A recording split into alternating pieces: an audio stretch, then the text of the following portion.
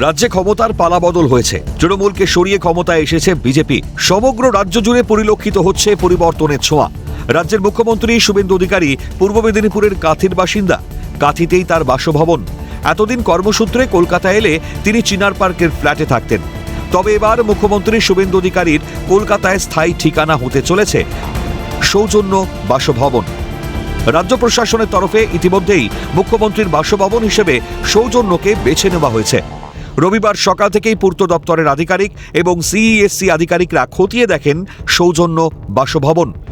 কোন কোন জায়গা মেরামত করার প্রয়োজন তা খতিয়ে দেখেন পূর্ত দপ্তরের আধিকারিকরা। প্রসঙ্গত, পূর্বতন সরকার সৌজন্যর উদ্বোধন করেছিল। বাংলার নয়া মুখ্যমন্ত্রী শুভেন্দু অধিকারী এবার কলকাতায় তার স্থায়ী ঠিকানা হতে চলেছে আলিপুরের সৌজন্য।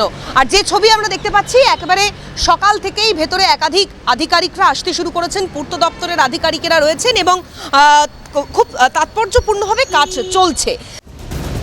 সবকিছু ঠিকঠাক থাকলে আগামী কয়েকদিনের মধ্যেই আলিপুরে মুখ্যমন্ত্রী শুভেন্দু অধিকারী থাকবেন। সৌজন্যতে একাধিক ভিভিআইপি এবং মুখ্যমন্ত্রীর থাকার ব্যবস্থাপনা রয়েছে।